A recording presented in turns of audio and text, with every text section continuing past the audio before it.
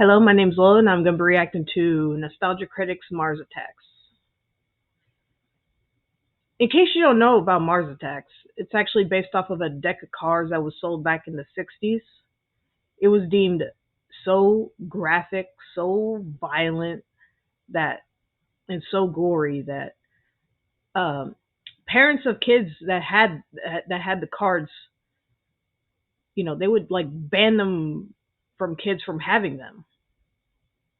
And it got so bad to where the company had to stop making them for a while, until I think in the 80s they brought them back. As a kid, I never liked this movie. I didn't think it was funny. I didn't think it was scary. I honestly didn't know what this movie was trying to be.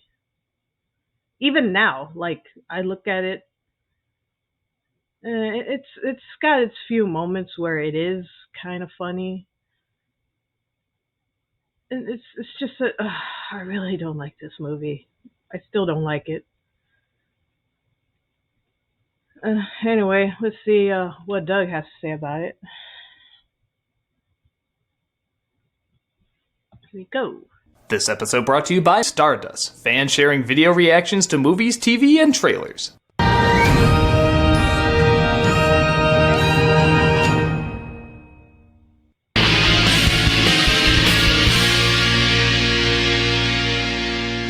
Hello, I'm the Nostalgia Critic. I remember it so you don't have to.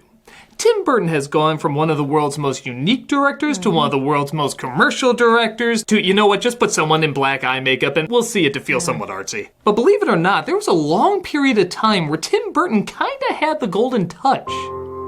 From financial hits like Beetlejuice and Edward Scissorhands to critical hits like Ed Wood and Nightmare Before Christmas, his biggest disaster at the time was his blockbuster hits didn't always lend their ways to Happy Meal toys.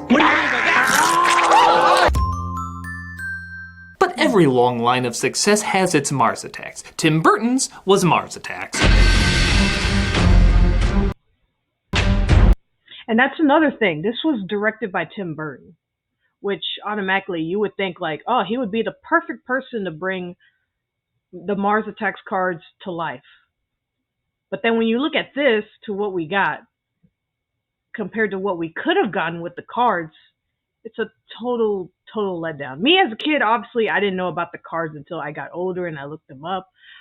And I was just like, wow, like, oh my God. Like, man, can you imagine if they like put this on screen? And obviously they didn't. They do make a few references to the cards, like the shrinking and the robots and even in the beginning with the cows on fire. Those are all references to the original cards, but I don't know, man. Like, it's not the same, man. It's just not the same. Though Burton did make other good movies after this one, and not all his previous films pleased everybody, this was the first film that got people asking, what is he thinking sometimes?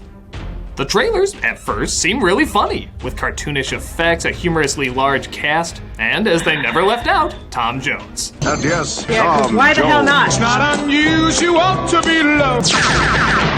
It also came on the heels of Independence Day, so people thought it might be a satire of that. Not realizing that Independence Day was already supposed to be bad. Right? It looked goofy and enjoyable enough, but it was both a critical and box office flop. Even Billy Crystal made fun of it in song at the Oscars, telling Jack Nicholson, "Sit back and relax. Forget about Mars Attacks." However, it's getting a following as one of those uniquely immature dark films like Death to Smoochie or Bad Taste. So, is it not bad, just secretly inspired? Or is it bad, just bad in all the right ways? Well, I'm here to see if it's actually worth any of that recognition. Is it brilliantly childish or childishly childish? Let's take a look with Tim Burton's secretly brilliant blunder? Mars Attacks. So it sets its tone quite clearly with its first big hilarious joke. Cows on fire!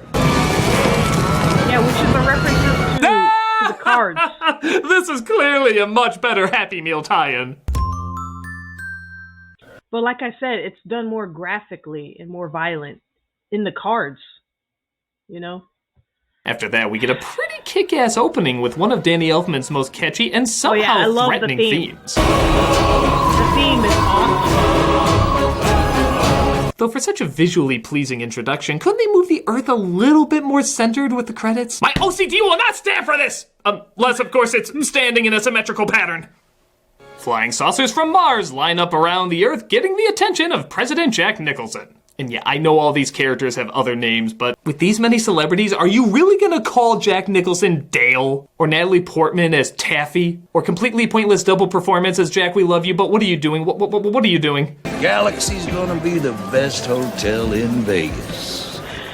Best. Yeah, not only does Nicholson play the president, he also plays a hotshot tycoon in Vegas and... Go on over to roulette, play our anniversary, and stay off of black. Did any of that make you laugh? Because that's basically all it is. I wonder if he just came on set blind drunk dressed like that and they were like, you know what, shoot a few scenes. Jack Black isn't a thing yet, so we have to convince people there's more celebrities in here than they think. And yes, that's Annette Bening as his wife. She's kind of a new age hippie flower child, and if you took out her being married to Jack Nicholson, you'd miss... Honestly, I have no idea. Nothing. It doesn't add anything, and half the time I have to remind myself she's even married to him. I think they've come to save us. Though it would have been a lot more powerful if they left this scene in. Stop it, you weed, you baby! Shut up! But Nicholson is interrupted by... Nicholson to tell the world about the Martians. And our world will never feel quite the same again. Oh look, his daughter wears black over her bed because... Lydia. Next we have talk show host Sarah Jessica Parker, who's dating news anchor Michael J. Fox. Oh, they want me to go interview that professor from the White House? We should have got that guy. Well, I can't help it if your people are too slow. She's just in a weird mood because her Sex and the City survey said she was Samantha. She is clearly a Steve Brady! Next we have Lucas Haas, Jack Black, Joe Don Baker, Christina Applegate, the agent from Beetlejuice, and the lady with curlers from Edward Scissorhands. Surprisingly doing nothing of interest. Wow, I totally forgot how many celebrities they had in this. Such wasted talent, man. Like, brought all these famous people in just to kill them off in like 5 minutes of the movie. Like, Jesus Christ. Photographs were released from the Hubble Space Telescope. You think putting such a strange combo together, something interesting would happen by accident? Yeah. But look, Lucas Haas really likes donuts. Hey, Ma, you want a donut? He made the international sign of the donut. If you need anything, any donuts or anything, give me a call, all right? This will be his arc. Let me guess. He loves donuts. Is a bus driver who has trouble keeping track of her kids while her ex-husband, Jim Brown, is an ex-fighter now working in Vegas. And if you're wondering what he does in Vegas, I honestly have no clue. He just walks around in this pharaoh costume. Because ex-fighters doing that is a draw? Again, let's see if anything of interest is happening. Hey, Dad. Who's that? Neville? Yeah. How you doing? Man, give it back. Leave me alone. Not even by mistake. Will Martin Short hitting on hookers make for some good wow, comedy? I forgot Martin Short. The stress at work is unbelievable. Guess not. How are so many strange and colorful people led by a strange and colorful person turning out to be such bland and colorless toothpicks? Mathematically, it doesn't seem possible. Okay, here we go. The Martians interrupt Parker's TV show with Pierce Brosnan. Wow, Pierce Brosnan's in this. Is he interesting? Maybe they can tell us about our he's universe. boring as sin. How it started. Where it's going. No. On to the Martians. That's a Martian. I'm not gonna have that thing in my house. Oh, and Glenn Close is the first lady. God, there's a lot of wasted talent in this. What's her one note? Well, they're not gonna eat off the vampire in China. Well, it's no donut arc, but... The Martians at first seemed to be the best part of the movie, with their funny design and unbelievably bizarre language. But you'll find even that wears thin after a while. For now, though, they're a lot more entertaining than the human characters. Even the study of them produces some enjoyably surreal humor. I've been refining a translating computer. All green of skin. Dark is the swathe that mows like a harvest. Huh? What the hell does that mean? I don't know. And for the record, we never do find out what that means. I am strangely okay with that. It's like adding logic to the room, just something should never be explained. But others should, like why are Martin Short and Michael J. Fox doing nothing funny? If the Martians land, will the press have access? Can we do interviews? We'd have to establish contact, work out whatever communication problems, and then I guess we just see what happens. Why does this scene even exist? Is it to build up that Michael J. Fox is going to do interviews with the Martians? I guess that can be funny. Is it just for this one throwaway joke? The Martians have two sexes, like we do. Must not laugh. Must not justify pointlessness.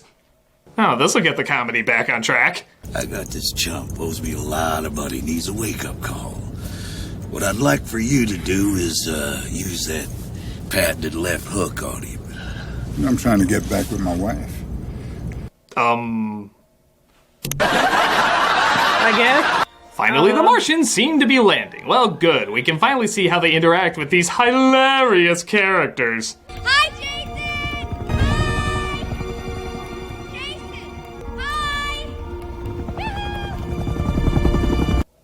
Or we could give them a podcast. I know they only say one word, but honestly, I still think it'd be more entertaining. The Martians land, and using their translator, they try to communicate. We come in peace. But the Martians see a released dove and start firing on everyone. Okay, we've been spending 40 minutes building up these boring characters, but finally we're gonna utilize them. They're gonna interact with the Martians. Like Jack Black's dummy soldier is about to attack. Is he gonna kick their asses or find out he surprisingly gets along with them or... I surrender! Nope, just get killed off. Or just dies? Okay, cool. Playing with expectations, I guess. All right, Michael J. Fox is heading towards them. Is he gonna try and do an interview with them or exploit them in some way or... Nope, get killed off. Just dies as well? Okay, really? Yeah, they take Sarah Jessica Parker. Okay, well, does she give him fashion advice or compare pets or...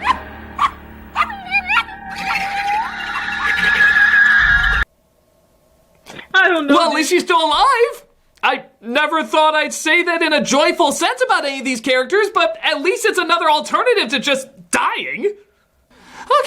Again, that's kind of like a references to the cards. See, they would kidnap people and they would do like experiments on them. They would shrink them. They would inject them with some kind of stuff, just to see what would happen. They pretty much do to us what we've been doing to animals, capture them, enslave them, kill them, torture them, do experiments on them just to see what happens,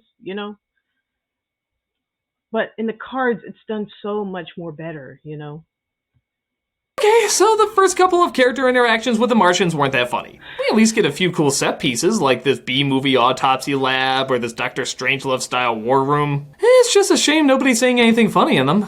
Notice the highly developed cranial nerve system here. This explains, of course, the cerebral arteries. I think an actual autopsy would be more funny than this. Yeah. Okay, Tim, you got to film in some of these sets you thought were so cool as a kid. Can you actually entertain us now?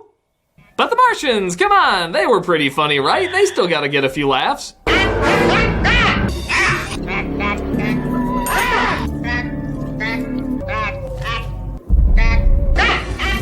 Well, I'm sick of their voices now. Yeah. At first it was kind of funny, but then they go Star Wars Holiday Special and have it be the one sound we ever hear out of them, and there's no goddamn subtitles! Oh, let me guess. Ack, ack? You sure this wasn't a troll movie? But it's cool. We have a ton of other hilarious stuff, like Annette Bening's deep social commentary. The human race doesn't deserve to live. An ex-husband and ex-wife still pointlessly being an ex-husband and ex-wife. I love you. I love you too, Byron. And a funeral! Yeah.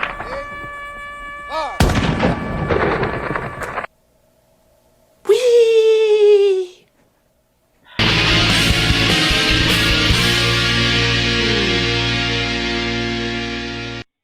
And if you look at the trailer, there were plans to put subtitles in the movie. But then somebody at the studio or Tim or somebody thought, like, you know what? No, let's take the subtitles out. It'd be funnier, I think. I don't know. Jesus.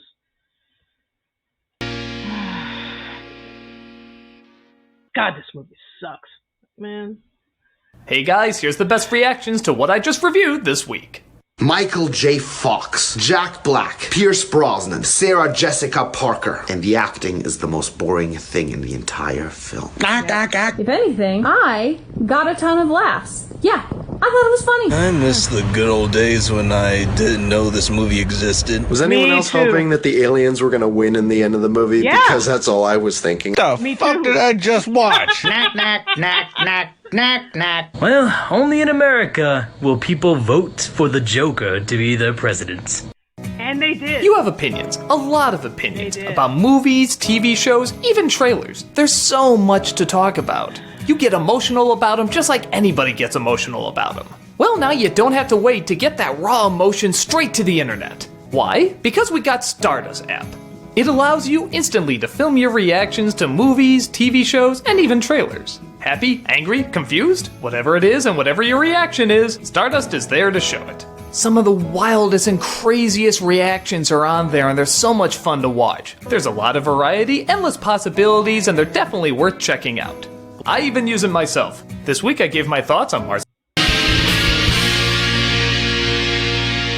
So the White House thinks the Martians misinterpreted the dove as a sign of war, so they decided to meet up again in front of Congress. Again, this could be funny, the politicians trying to convince them to join the side, pushing their political beliefs on them. There's some enjoyable possibilities here. Or just kill them. Yeah. Now don't get me wrong, it is a little funny that absolutely nothing provokes them this time and the exact same thing happens. I get it. And trust me, this would be hilarious if the exact same thing didn't happen throughout the rest of the goddamn movie. Yeah, this is pretty much just the rest of the film. Why dedicate so much time to these boring characters if you're just gonna do the same thing to them over and over and over? They blew up Congress. Yet somehow it's still not as funny as what's really going on in Congress. Yeah. They take Pierce Brosnan this time, and seeing what they do with Parker and her head, at least there's hope that something interesting will be done with him. Or you can do less than what you did with her. Just take the head off and stop. Brilliant. Yes, don't put it on anything, don't morph it or change it, just stop. I'm sure they did it so... Which, yeah, that's what they do in the cards. They take people, they morph them, they just inject them with stuff just to see what happens, you know? In this one, it's just like, oh, take them apart, and that's it, do nothing. Like, so they could get out this amazing knee slapper. This is terribly frustrating. I'm just not feeling myself. You know, there's pushing the envelope, and then there's taking the envelope back, peeling off the stamp, and then neatly putting the envelope back in a drawer. This does that. mm-hmm. President Nicholson argues with General Rod Steiger about what to do. I'm not going to start a war. We have to strike now, sir. Annihilate, kill, kill. Shut up! Shut up! Shut up! You will believe chilling drama can come from Mars attacks. There is a pretty creative joke involving one of the Martians sneaking in dressed as a human played by Lisa Marie. Not only is it funny how obvious it is, but it's even funnier seeing how nobody seems to notice. The movements, the design, the performance, it definitely gets a giggle. But even that goes on for too long. This could get a laugh for, what, maybe a minute? They give us 6 minutes of this one gag. And even when her cover is blown, it doesn't make sense. Her skin is ripped, revealing the alien inside, but the mouth doesn't move when she opens it. Is it supposed to be a bad effect? I mean, okay, the effects aren't great, but they're not really bad enough either to make it clear if this was intentional or not. Especially seeing how the mouth moves fine in later scenes. But whatever, at least they're actually interacting with one of the characters this time and not just blandly killing him off. Oh, spoke too soon. Oh, come on, he's a sexual deviant. If they want this death to be more fitting, shouldn't she have bitten off something that would make him more short? She makes it to the president's bedroom to try and kill him, but he's saved by Secret Service. This angers the Martians, and to be fair, they do get a few laughs here. Their suit-up machine is pretty funny, using the Washington Monument to smash Boy Scouts is great. They even bowl for the Easter Island statues. Honestly, I think this was the movie people were hoping they would get. But that's no fun, variety, visual humor. Pfft, surely there's just Martians shooting shit again. But ooh, they shake it up a bit. Like instead of a laser killing the First Lady, a laser shoots a chandelier killing the First Lady. Commentary! Ooh, look, the boys who shot aliens in video games are now shooting aliens in real life. Commentary! And the pointless tycoon character who's selling hotels gets killed selling a hotel in his hotel! Mind-blowing how much this reflects us. I'd say this is textbook writing irony, but you know what? This is preschool how to potty writing irony. Danny DeVito, for example, tries to bargain for his life by selling one of them his watch. You wanna know how much time was spent developing him? There's this. Am I the only one shooting crap here? This. Hey, you're Tom Jones, right? Again, another I like waste to think of of him talent, as his man. character from Freaking It's Always Danny Sunny in DeVito, Philadelphia, man. wandering onto the set and refusing to leave unless they wrote a part for him. Except that would make too much sense in a movie that makes none. And the movie promised Tom Jones, so there he is. He runs around with some of the stars, waving his arms. He apparently knows how to fly a plane. Are you sure you can Who knew? Yeah, I think so, yeah. Okay, I guess. And that's about it. Tom Jones, everybody. Christ, wouldn't it have been a lot funnier if he was swinging one of those laser guns or saying badass lines or really saving the day? You have Tom Jones as himself. That's such a weird cameo. Have fun with it. Here, he's just kind of here.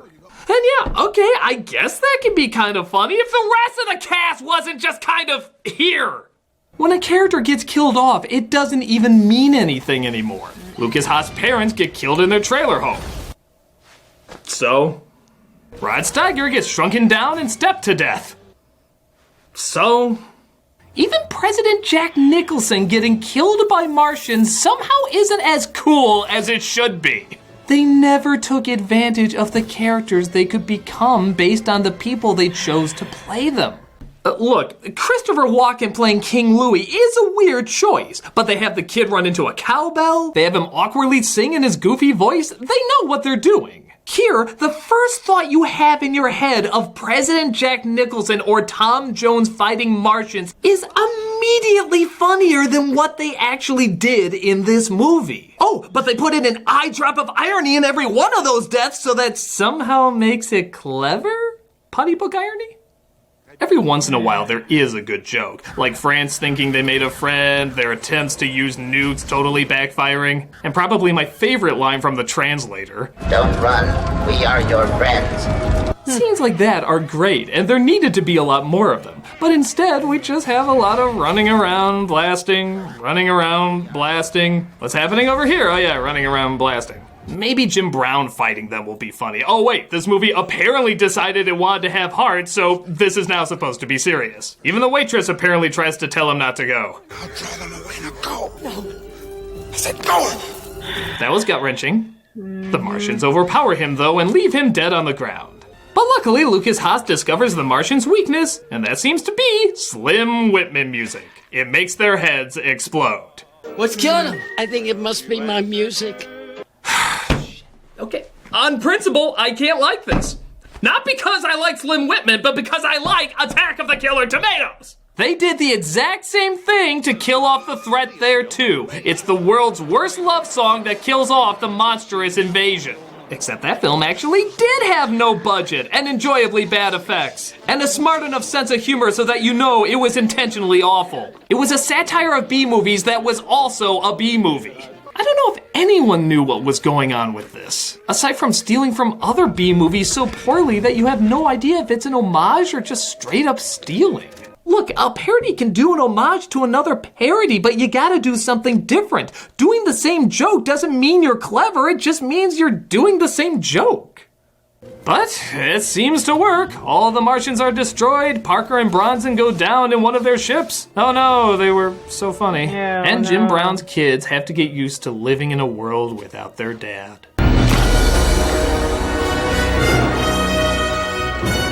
Or not.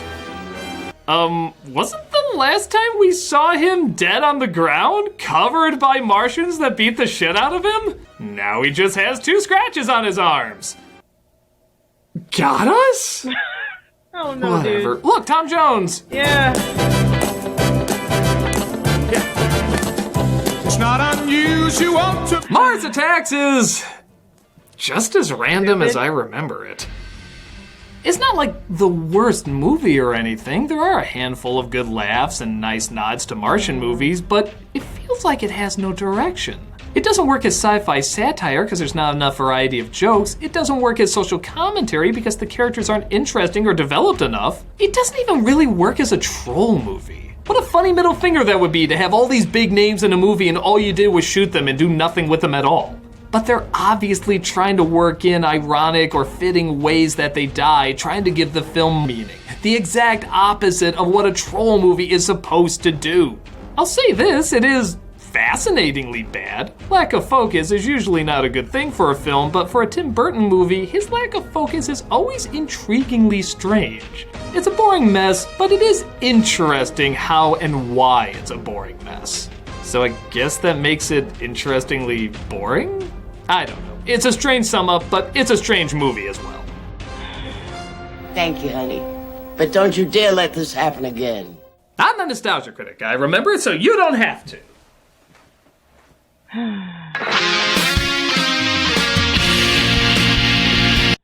Again, the Cards did it way better. See, in the Cards, one of the aliens gets killed, but not with polka music. It was with loud, like, metal music. I mean, imagine that. Aliens get killed by, like, if somebody just, like, cranked up Metallica or Van Halen or Anthrax, And another thing, that part when they shrunk the guy, in the Cards, because the human body was not made for that, not meant for that, the dude, he exploded. So there was no need to just just step on him, Like, man, like, if anyone, like, man, like, I would recommend looking at the Cards. The Cards. Not this movie. This movie sucks. Like, the Cards were way better. They're more graphic. And I can see what Tim Burton was going for, like, with the people. Like, they showed the people, they were boring, they were dumb. And the aliens, they're more loud, they're more chaotic, which Tim Burton did way better in Corpse Bride, where he showed the living, where they're dull, they're boring, they they wear black every day, whereas the dead were more colorful, liveful. They were more fun, Which, in that movie, he did way better than this one. Like, as you can tell, I hated this movie. I still hate this movie. I was like, ugh. Anyway, yeah, that's my reaction to Nostalgia Critic's Mars Attacks. I mean, if you like the movie, you like the movie. I mean, that's your opinion, I'm just giving you mine. Well, see you next time. Bye.